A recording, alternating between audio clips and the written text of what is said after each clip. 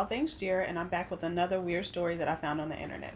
Now, this story, thankfully, is not about anybody dying. It's not about any corpses. Finally, no dead people in this story. Before I get into this video, make sure you like this video, subscribe to my channel, and share my channel with all of your friends. This story is about two women whose children have been switched at birth. And I know what you're thinking, switched at birth isn't really a weird story. But the thing that I found weird about this story is the children are a boy and a girl. They're two different genders. So how do you switch two different genders at birth? On August 2nd, 2010, at Tambo Memorial Hospital in Johannesburg, 11 women gave birth by C-section. One woman in particular, her name was Nzipo. Now, Nzipo was already the mother of one little boy, and she was pregnant with her second child. Nzipo gave birth on August 2nd, 2010, and she gave birth to a little baby girl. So she was only able to see her daughter for a few minutes after the birth. She needed a lot of after-birth care, so she actually only saw her daughter for a few moments, and then she didn't see her again for almost 2 days. When she finally saw her baby again after those 2 days, she realized that the baby didn't really look like her. And she changed the baby's diaper, and she realized, this is a little boy. This isn't the baby girl that I gave birth to. She went to the nurses and said, there's been a mistake. This is not my baby. I had a little girl and this is a little boy. And the nurses actually laughed at her. They told her, no, you had a little boy. You're just coming off the drugs from your C-section. They laughed at her and convinced her that she had a little boy. Now, Nzipo wasn't quite sure, but she thought maybe it was the drugs. Maybe I am just a little hazy. And she eventually took the little boy home with her. She had some reservations at the beginning, but she loved the baby, and the hospital convinced her that she really did have a little boy. She named the little boy Zama. Now, after some time, Zama's father said, this is not my child. This is not my son. I am not the father of this child. He insisted that he was not this baby's father. When Zama was about 2.5 years old, they did a DNA test. And of course, the DNA test results came back that Zama did not belong to Nzipo or the father. I don't know what the father's name was. Now, Nzipo is upset. She's like, whose baby is this and where is my baby? They contact the hospital. The hospital pulls up the list of everyone that had a baby on the same day, and they start to do DNA tests on all the families that gave birth that day. So they finally get to a woman named Mina. When they test her, the results come back and they find out that Mina is the mother of Zama. And the baby that Mina brought home, she named her Tandy. That was actually Nzipo's daughter. So Mina and Nzipo had the same midwife. And somehow the midwife mixed up the name tags of the family, which is how the babies were switched. Now, I couldn't find any information on Mina and how her birth went. Now, Nzipo talked about her birth and how labor and delivery went. And she talked about, seeing the little boy and realizing that wasn't her child, or thinking that wasn't her child. But I couldn't find any information on Mina's labor and delivery and how she felt. Did they tell her she had a little girl at first? Did they tell her she had a boy and then all of a sudden she went home with a girl? I couldn't find any information about that. So when they get these test results back, Mina is in complete disbelief. She does not believe at all that Tandy, the little girl that she has in her home that she's been raising for the past 2.5 years, she does not believe at all that Tandy is not her daughter. She refuses to believe it. Also, when the test results came back saying that Mina was not the biological mother of Tandy, she said she just started to scream, no, no, no, no, no. This is my baby. This is my baby. And then her whole body started to shake.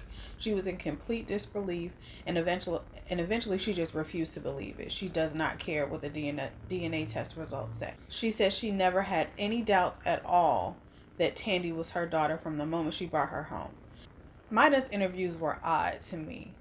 I'm wondering if maybe she knew all along that she was supposed to have a boy, and maybe she really wanted a girl. So when she had the opportunity to bring this little girl home, that's what she did. And I'm not suggesting that she switched the babies or anything like that, but her interviews just seemed a little odd, especially the way she refused to believe that Tandy was not her daughter. And I'm sure the doctors had to have told her when she had the baby, congratulations, it's a boy. And then all of a sudden she has a little girl. So her interviews just seem a little odd to me. Go look them up. I'll try to link some of her interviews below, but They just seem a little odd to me. You know, Nuzipo knew from the beginning, or she had an idea from the beginning that something went wrong. She was just convinced later on that maybe she was mistaken. But Mina, she wasn't convinced at all. She said she had never had any doubts.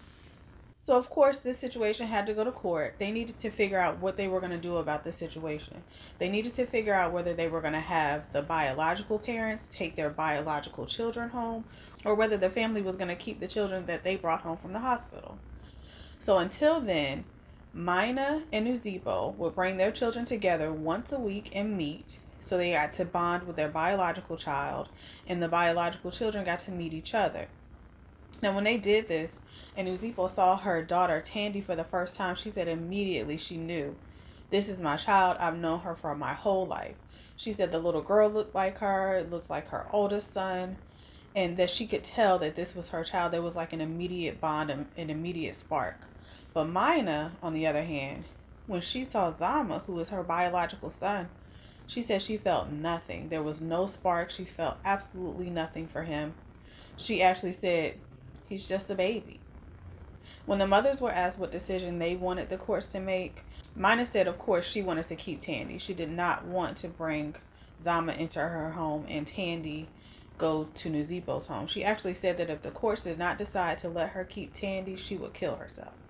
Now, Nuzipo was a little more realistic about it. She kind of understood all the feelings in the situation. Nuzipo realized that no matter what determination the court made, their hearts were going to be broken.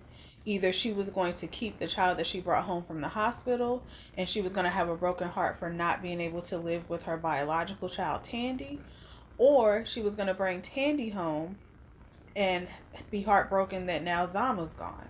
So no matter what, Nuzipo realized that the result was going to be in the best interest of the child in some way, but that feelings were going to get hurt.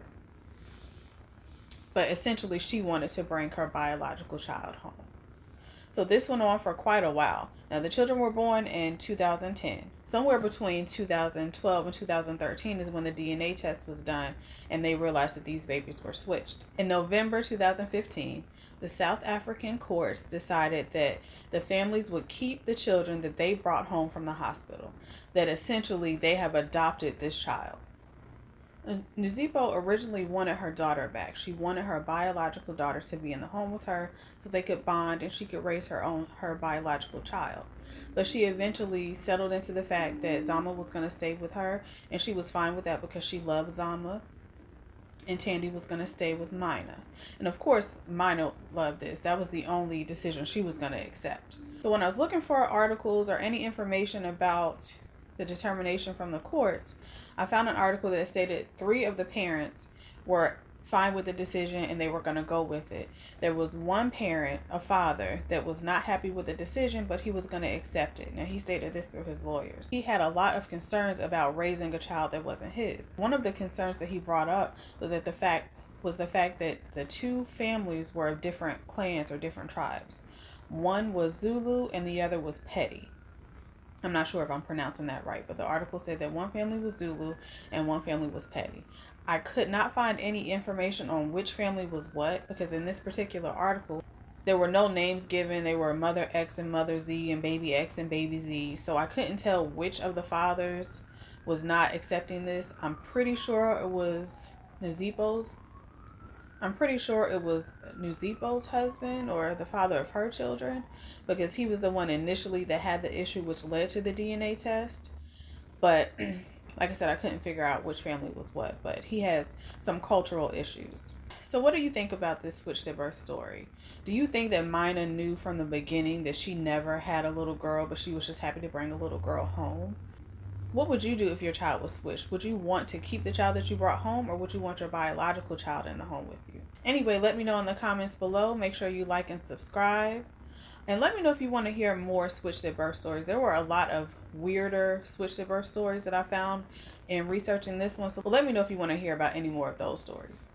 Anyway, thank you so much for watching. I really appreciate you. Make sure you like and subscribe and come back next Wednesday. Bye.